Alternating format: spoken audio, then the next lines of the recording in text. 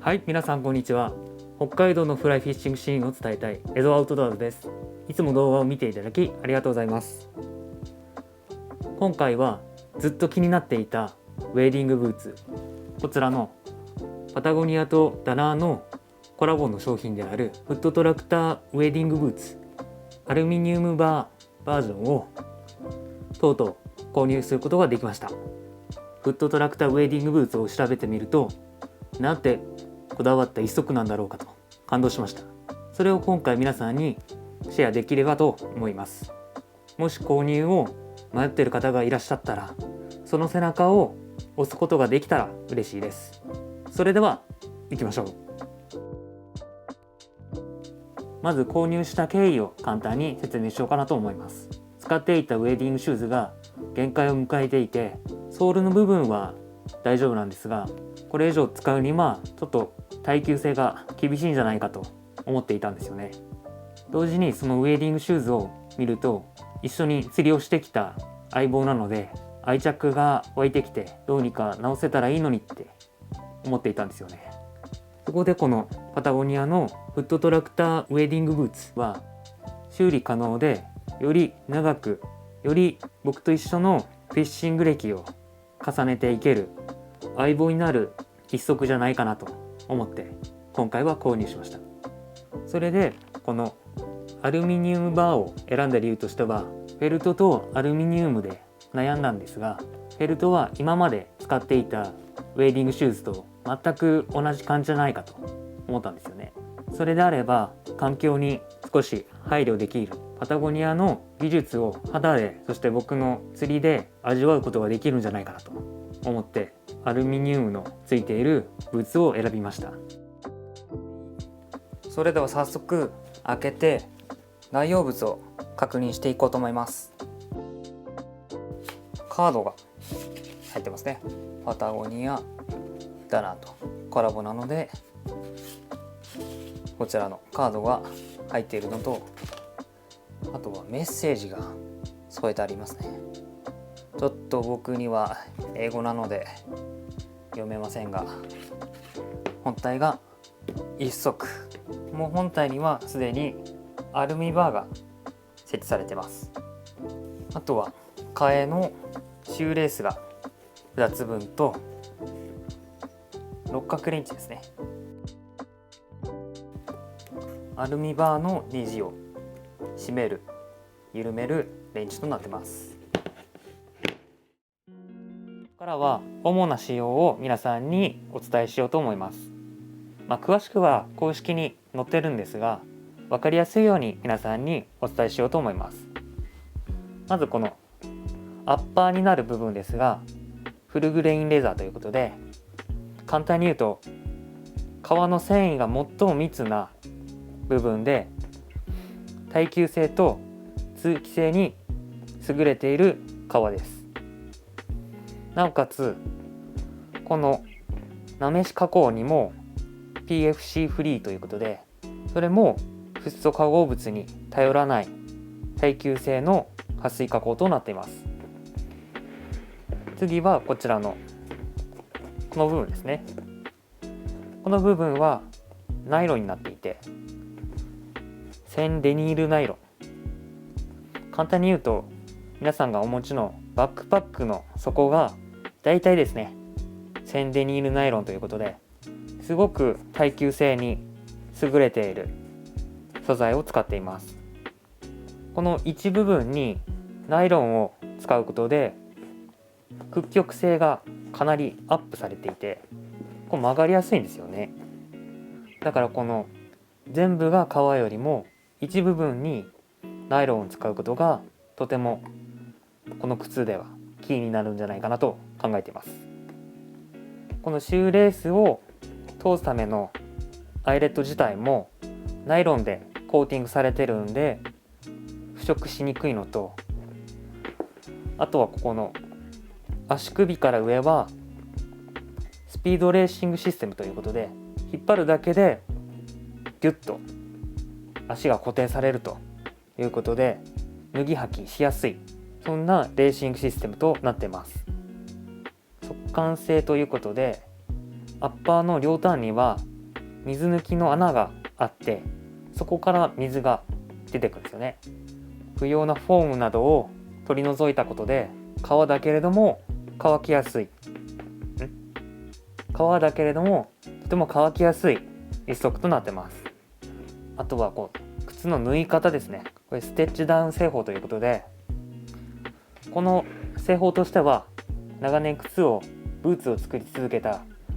ダナーのノウハウがしっかりと受け継がれている、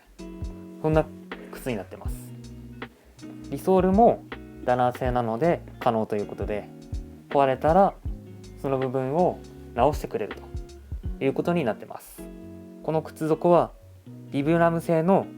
アイドログリップソールとなってます。このソール自体も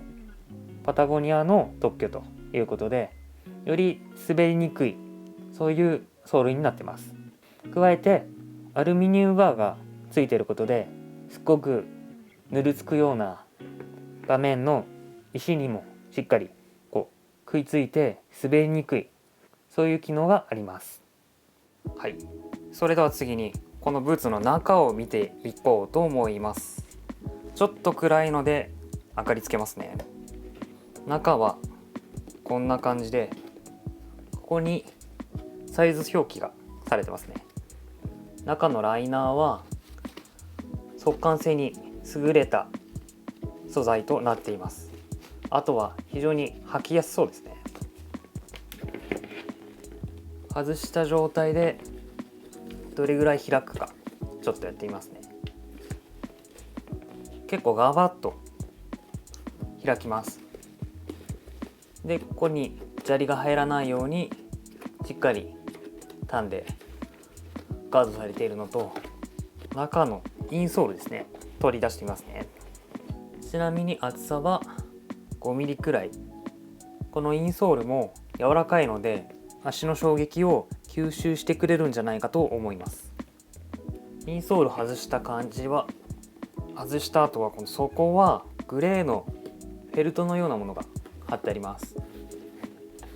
触った感じはもう硬いですね。もしインソールをカスタムするのであれば、底が硬いので柔らかめの方が足には優しいんじゃないかなと思います。ソールの厚さ調べます。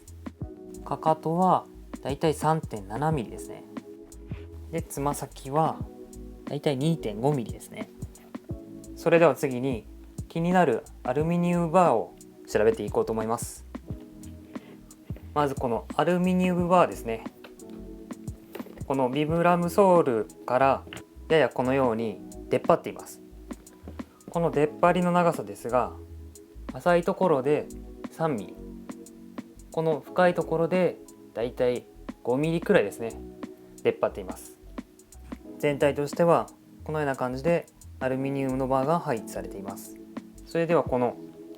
アルミニウムバーですね、これを外してみようと思います。外してみるとこんな感じでフラットになってるんですよね。あとはここにネジを留める穴になっています。あとはずれないようにここに小さなボッチができている。でアルミの方はちょっと見づらいと思うんですが、ここに靴のサイズが表記されていますね。このアルミの厚さを調べます。厚さはだいたい6ミリですね。均一な6ミリの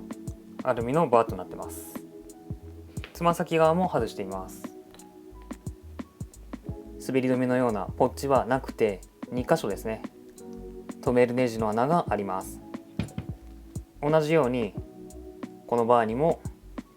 靴のサイズが表記されてますね。厚さは同じですね、6ミリとなっています。このアルミニウムバーバージョンを買った方のレビューを見ると、靴を買った時にはこのネジをしっかり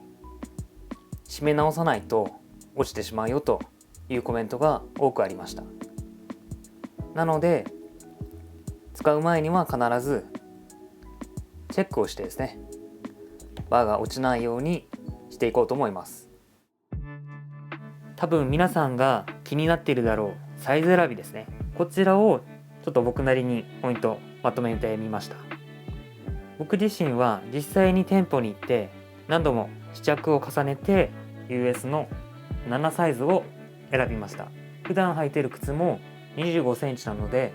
全く同じなんですよね。それでどういう風に履いたかというと、ソックスの厚さがだいたい3ミリだったのでちょっときついかなってぐらいでしたね。このブーツは革でできているので多少伸びたりすると思うんで、ちょっときついかなからぴったりぐらいがいいんじゃないかなと思います。ウェットウェーディングスタイルでやりたい方や、あとは薄いウェーダーのソックスを使う場合であれば、もしかしたらワンサイズ下げた方がいいんじゃないかなと思います。革が伸びて少しサイズが大きくなったなと思うときは、靴下を重ね履きしたりゴアテックスの靴下を履いてみたりして、僕の足の方を合わせていこうかなと思っています。あとは気になる点としては重さですね。公式では 2461g ということで、ぶっちゃけ言うと結構アルミもついているせいか重いですよね。ですけどこの重さが革の流れに押し負けなかったり、僕自身も体重が軽い方なので少し重量がある靴を履くと安定するんじゃないかなと思っています。靴全体が重いんじゃなくて、このアルミが重くて測定部に重さがあることで重心がより安定しやすいというところがいいのじゃないかなと思っています。それでは使う前に軽くこの G-WAX で保湿をしてみようと思います。